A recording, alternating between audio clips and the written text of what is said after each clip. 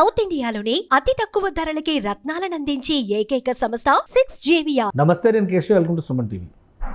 Janasena party అధినేత, ఆంధ్రప్రదేశ్ ఉప ముఖ్యమంత్రి పవన్ కళ్యాణ్ కార్యకర్తలు అలానే కింది స్థాయి నాయకులు వ్యవహరిస్తున్నటువంటి తీరుపైన అసంతృప్తితో ఉన్నారా? పార్టీకి ప్రభుత్వానికి మధ్య సమన్వయం కొరవడుతోందా, లేదా సమన్వయం సాధించేటువంటి క్రమంలో మరిన్ని కఠిన చర్యలు తప్పవని పవన్ కళ్యాణ్ భావిస్తున్నారా? పవన్ కళ్యాణ్ కార్యకర్తలకు రాసిన లేఖ సారాంశం ఏంటి? విశ్లేషించేటువంటి ప్రయత్నం చేద్దాం. మనతో పాటు అనలిస్ట్ చందు శ్రీనివాస్ గారు ఉన్నారు. చందు శ్రీనివాస్ గారు నమస్కారం. నమస్కారం అండి. పవన్ కళ్యాణ్ గారు లెటర్ రిలీజ్ చేశారు. పార్టీ ప్లస్ ప్రభుత్వం ఈ రెండింటికి సంబంధించి ప్రజలు ఇచ్చినటువంటి తీర్పు, ఆ బాధ్యతతో మనం వ్యవహరిస్తున్నాం లేదా, ఈ అంశాలను బ్యాలెన్స్ చేస్తూ రాశారు. అసలు లెటర్ రాసి ఒక హెచ్చరిక రూపంలో చెప్పాల్సినంత అవసరం ఏమొచ్చింది? ఏం జరుగుతుంది? ఎందుకు పవన్ కళ్యాణ్ గారు ఈ విషయంలో అంత సీరియస్గా ఉన్నారు? ఎప్పుడైతే డిప్యూటీ సీఎం అని చెప్పేసి కావాలని చెప్పేసి టీడీపీలో కొంతమంది నాయకులు లోకేష్ గారు డిప్యూటీ సీఎం కావాలని అడిగారు, అప్పటి నుంచి అదే సమయంలో మరి జనసేన నాయకుడు కూడా దశాబ్దన్నర పాటు పార్టీ ఉన్నాడు కాబట్టి ఆయనతో పాటు 10 సంవత్సరాలు పయనించే వాళ్ళు ఆయన ముఖ్యమంత్రి కావాలనుకోవడంలో తప్పులేదు. అది వాళ్ళు ఫస్ట్ రాజేసింది ఎవరనేది చూడాలి ఒకసారి. ఒకసారి టీడీపీ నుంచి వచ్చింది, దాన్ని అవసరంగా తీసుకొని వైసీపీ వాళ్ళు తనకు తగ్గట్టుగా వీళ్ళిద్దరి మధ్య విభేదాలు వచ్చినాయి అని చెప్పన్నారు. ఎక్కడో ఒకసారి ఫుల్ స్టాప్ పెట్టాలి. సరే, దావోస్ వేదికగా చంద్రబాబు నాయుడు గారు పిలుపు మేరకు అధిష్టానం ఆదేశించింది. అప్పటి నుంచి కొద్ది కంట్రోల్ అయిందని అనుకున్న సమయానికి సాయంత్రానికి మళ్ళీ అక్కడ మంత్రి గారు ఎవరు అనుకున్నా కాదనుకున్నా రాబోయే కాలంలో కాబోయే స్టేట్మెంట్ ఇచ్చాడు. సరే, దీన్ని ఏదో ఒకటి ఫుల్ స్టాప్ పెట్టాలి. సరే, ఆయన వంతు ఆయన కృషి చేశారు. తర్వాత ఆగింది టీడీపీ నుంచి. కానీ అఫీషియల్ టీడీపీ సోషల్ మీడియాలో కూడా అట్లా పోస్ట్ చేయటం, ఇటు జనసేనలో కూడా అదే రీతిలో ప్రతిస్పందించడం జరిగింది. మరి దీనికి జనవరి 26 రోజున ఆయన ఒక చాలా రోజుల తర్వాత, ఈ 6 నెలలు ఎప్పుడు అంత సుదీర్ఘమైన లెటర్ రాయాలి. అక్కడ కూడా ఏంటి, కార్యకర్తలను ఉద్దేశించి మరి ఎన్నో ఆశలతో 5 కోట్ల మంది ప్రజలు మనకు తీర్పిచ్చారు. తీర్పిచ్చినప్పుడు మనం ఎంత ఉందాగా వ్యవహరించాలి.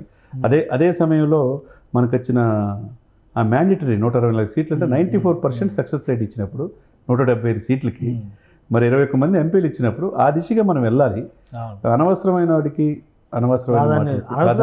ప్రాధాన్యం ఇచ్చేది ఏముంది? ఇప్పుడు డిస్కషన్ కదా, ఇది పొలిటికల్ డిస్కషన్ వద్దంటారు. అది కూడా డిస్కస్ అంటే అది లేదనేగా. ఇప్పుడు దాన్ని బట్టి మనం ఏం అర్థం చేసుకోవాలా? ఇప్పుడు డిప్యూటీ సీఎం ఇంకోటి లేదని అనుకోవచ్చు కదా. అలా ఎలా? ఇప్పుడు వరుసగా చాలా విభేదాలు వచ్చేసినాయి. పవన్ కళ్యాణ్ గారిని ఢిల్లీ పిలుస్తున్నారు. పవన్ కళ్యాణ్ గారి ద్వారా ఆపరేషన్ ఆంధ్రప్రదేశ్ నడుస్తుంది. ఇట్లాంటి ప్రచారం జరుగుతుంది. అవి మన ప్రచారానికే భావించాలి కేశవ్ గారు. ఆయన ఏమన్నాడంటే, సోషల్ మీడియాలో అనేకం వస్తుంటాయి, దాన్ని అవతల వాళ్ళు స్పందించిన మీరు ప్రతిస్పందించొద్దు, దీని అనవసరంగా విభేదాలు సృష్టించొద్దు. రాబోయే 10 సంవత్సరాలు యువత కోసమే రాజకీయం చేయడానికి వచ్చా. నేను ఏ రోజు కూడా పదవులు ఆశించలేదన్నాడు. ఇప్పుడు ఆశించలేదు, ఎప్పుడు ఆశించలేదన్నాడు. మరి దశాబ్దం పైన ఈ కూటమి ఉండాలన్నాడు. ఇక్కడ క్లారిటీ పవన్ వైపు ఉన్నాడు. అంటే పవన్ కళ్యాణ్ గారు ఒక జనసేనకే అక్కడ రాసినట్టు మీకు అనిపిస్తుంది అంటే, బట్ టీడీపీ అభ్యర్థుల నుంచి కూడా రాసినట్టే అనిపిస్తుంది. అందరికీ కూటమిలో ఉన్న పార్టీలందరికీ ఈ కూటమి అంటే ఎంత ప్రాధాన్యత అంటే, మనం ఏదో గెలిచినట్టు కాదు. ఇక్కడ సుస్థిరమైన ప్రభుత్వ సెంటర్లో ఆశీస్సులు ఉన్నాయి. ఇక్కడ 5 సంవత్సరాల నియంతృత్వ ధోరణి, నిరంకుశ ధోరణి, అస్తవ్యస్త వ్యవస్థ వద్దనుకొని ప్రజలు తీర్పిచ్చారు. ఇచ్చినప్పుడు మనం ఎంత ఉందా గౌరవించాలి. అంటే నెక్స్ట్ జనరేషన్ మనం ఏమి ఇస్తాం? కానీ అంటే కరెక్టే, ఇవన్నీ బాగుంది చెప్పడానికి, వేమన శతకం సుమతి శతకం లాగా. కానీ విషయం ఏంటంటే, ఇప్పుడు ఆయన రాసిన లెటర్లో కూడా సోషల్ మీడియాలో వచ్చే తప్పుడు వార్తలపై కానీ, కూటమి అంతర్గత విషయాలపై కానీ పొరపాటున ఎవరైనా నాయకులు స్పందించినా సరే దయచేసి ఎవరూ కూడా ప్రతిస్పందనగా మీ వ్యక్తిగత అభిప్రాయాలు వెలుబుచ్చడం కానీ, బహిరంగంగా చర్చించడం కానీ చేయవద్దు. ఎంతో బాధ్యతగా 5 కోట్ల మంది ప్రజల ఆశలని నెరవేర్చే లక్ష్యంతో 2047 స్వర్ణాంధ్ర సాధించడం. సో అంటే ఇది బాగానే ఉంది. కానీ అవతల వాళ్ళు కవిస్తే, అవతల వాళ్ళు ట్రాప్ చేస్తే, మరి రియాక్ట్ అవ్వకపోతే అఫీషియల్ వర్షన్ అనేది కూడా రావాలి కదా.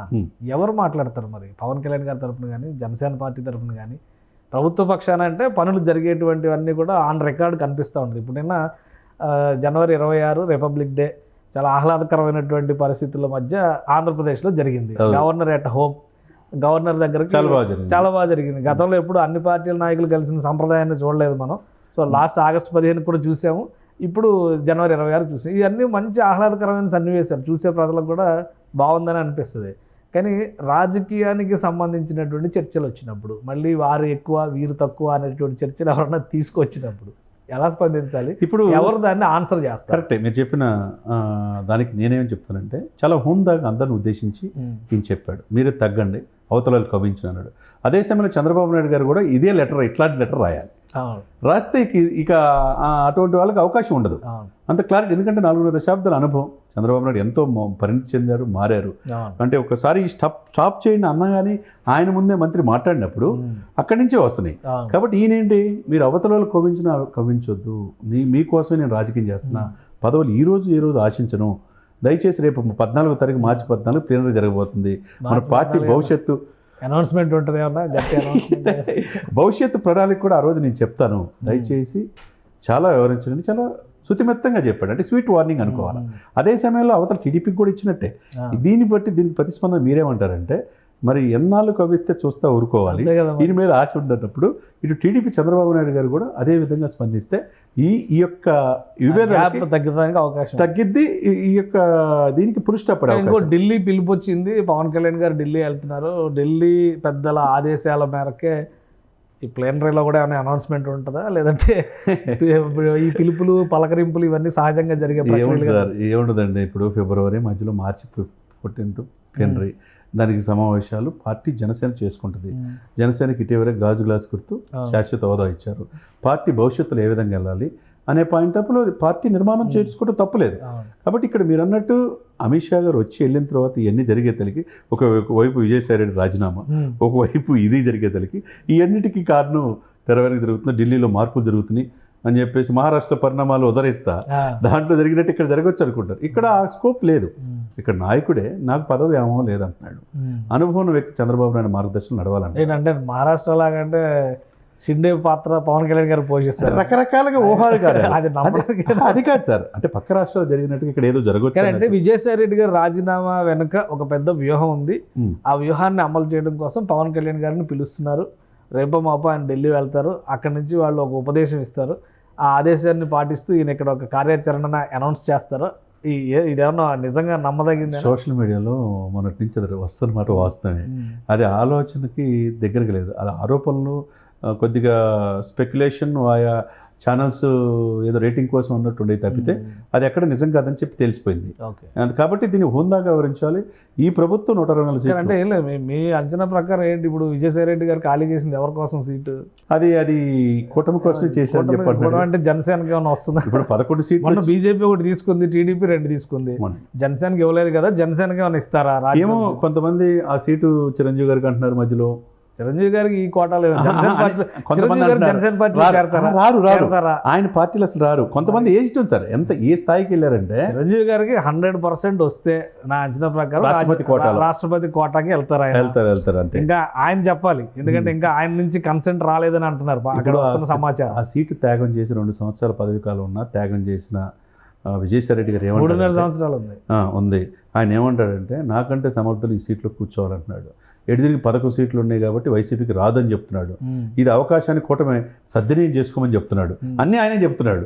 మరి ఎవరికి ఇవ్వాలనేది ఈ కూటమి నిర్ణయించుకోవాలా? ఈ టీడీపీకి వస్తుందా లేదా బీజేపీ అడుగుతుందా? పవన్ కళ్యాణ్ ఏం పిలవట్లేదా ఢిల్లీ? అయ్యే ఉండవండి. పవన్ కళ్యాణ్ గారు మా అభ్యర్థి ఫలానా ఉన్నారు అని రెఫర్ చేస్తున్నారు. ఇప్పుడు ఆల్రెడీ ఆ సీటు కోల్పోయే తలకి నాగబాబు గారికి ఆయనకి మంత్రి పదవి ఇస్తారని అనౌన్స్ చేశారు కాబట్టి ఇప్పుడు రాజ్యసభ మళ్ళీ కోరే మళ్ళీ రాజ్యసభ అంటారా? అంటే మీరు కేశవ్ గారు మీరు చెప్పింది జరగవచ్చేమో, కానీ నేను అనేది ఇప్పుడున్న సిచ్యువేషన్స్లో ఇప్పుడు బీజేపీ ఎక్కువ పొట్టు పెట్టుకున్నట్టు అవకాశం. ఎందుకంటే ఆల్రెడీ 2 సీట్లు మనం తీసుకున్నారు కాబట్టి 3 సీట్లు వాళ్ళే తీసేసుకున్నారు. టీడీపీ కోటాలు అంటే టీడీపీకి 2, బీజేపీకి 1. బీజేపీ తెలంగాణ కోటాలు వెళ్ళింది కాబట్టి ఇక్కడ 2 రాష్ట్రాలకు ఎస్టేగానే ఉపయోగించుకుందామని ఇప్పుడు మరలా అవకాశం ఏంటంటే, అవకాశం అందిపుచ్చుకునే దూరంలో బీజేపీ ముందుంటుంది. మరి ఈ సిచ్యువేషన్ కారణం మేమే అనే భావనలో వాళ్ళున్నా అది విజయసాయి రెడ్డి పోయి ఉండొచ్చు. పోయింది తీసుకోవటమే కదా. విజయసాయి రెడ్డిది బీజేపీతో ఒకప్పుడు సఖ్యత ఉండేవాళ్ళు, ఇప్పుడు పోయింది కాబట్టి ఆ సీట్ నాకు కావాలంటే ఇప్పుడు ఎవరున్నారు? కిరణ్ కుమార్. విజయసాయి రెడ్డి గారిని బీజేపీలో చేర్చుకుంటే అయిపోయేదేమో కదా. అంటే ఇక్కడ విజయసాయి రెడ్డిని తీసుకుంటే ఈ బంధం బంధాలు బంధం అక్కడ కాదు, ఈ కూటమి కాదని చెప్పేసి ఇప్పుడు విజయసాయి రెడ్డి తీసుకునే అవకాశం లేదు. ఎందుకంటే 23 కేసులు ఆయన ఎదుర్కొంటున్నాడు కాబట్టి ఈ కేసుల నుంచి బయటపడాలా. ఆయన వ్యవసాయం చేసుకుంటానని ఆయన మానాన్ని నన్ను వదిలేండి అన్నాడు. ఈ సిచ్యువేషన్స్ మధ్య బీజేపీ అతి చాకచక్కి వ్యూహాత్మకంగా వ్యవహరిస్తుందని మనం అనుకోవాలి. ఓకే. మరి కిరణ్ కుమార్ రెడ్డి గారు ఖాళీగా ఉన్నారు, మాజీ ముఖ్యమంత్రి, ఆయన ఎంపీ పదవి ఓడిపోయాడు, ఆయనకి కావాలని చెప్పి బీజేపీ కోరుకుంటుందని కొంతమంది అన్నారు. ఓకే. ఏదైనా కానీ వాళ్ళు వ్యూహంలో ఈ కూటమి ఏమి నిర్ణయం తీసుకుంటుందో అల్టిమేట్గా ఢిల్లీ పెద్దల చేతిలో ఉందనేది కనపడుతుంది. సో పవన్ కళ్యాణ్ గారు మాత్రం స్టేట్ పైనే ఫోకస్, పూర్తిగా రాష్ట్రం మీదండి, రాష్ట్ర భవిష్యత్తు మీద, ప్రజల ఆకాంక్షల మీద మనం వచ్చాం. అధికారం అంటే మనం ప్రజల కోసం చేయాలని చాలా సుదీర్ఘమైన రాసిన లెటర్లో ఆయన హృదయాంతరాల నుంచి వచ్చినట్టు కనపడుతుంది. కాబట్టి ఇప్పటికి కూడా నాకు పదవి వ్యామోహం లేదు, ప్రజల్ని మనం బాధ్యతగా వ్యవహరించాలి, మీరు నన్ను చూసి కొద్దిగా తగ్గండి అనేది క్యాడర్కి ఇచ్చారండి. సో తగ్గే అవకాశాలు ఉన్నాయి క్యాడర్ ఆయన చెప్పినట్టు వింటాడు. రైట్. థ్యాంక్ యూ చంద్ర శ్రీనివాస్ గారు. ఇది పవన్ కళ్యాణ్ గారు రాసినటువంటి లేఖ పైన సోషల్ మీడియాలో మళ్ళీ ఆయన అంచనా వేసినట్టుగానే విస్తృతమైనటువంటి చర్చలు జరుగుతున్నాయి. అటువైపు విజయసాయిరెడ్డి రాజీనామాతో ఏర్పడిన రాజ్యసభ ఖాళీ సీటు ఒకవైపు, మరోవైపు రాష్ట్రంలో నడుస్తున్నటువంటి రాజకీయం తీరు, ఈ రెండింటిని బ్యాలెన్స్ చేసేటువంటి క్రమంలో పవన్ కళ్యాణ్ చేసినటువంటి విజ్ఞప్తిని ఖచ్చితంగా క్యాడర్ మన్నిస్తుంది. రేపు ప్లేనరీ సందర్భంగా ఒక సుదీర్ఘమైనటువంటి స్పష్టమైనటువంటి కార్యాచరణ ప్రణాళిక ఉంటుంది. జనసేన పార్టీని ఏపీలో ముఖ్యంగా తెలుగు రాష్ట్రాల్లో మరింత బలోపేతం చేసే దిశగా పవన్ కళ్యాణ్ ఒక వ్యూహాన్ని అనుసరించబోతున్నారనేటువంటి మాట చంద్ర శ్రీనివాస్ గారు విశ్లేషిస్తున్నారు. ఇది special discussion. Keep watching. Suman టీవీలో మీ పర్సనల్ అండ్ బిజినెస్ ప్రమోషన్స్ కోసం కింది నెంబర్కి కాంటాక్ట్ చేయండి.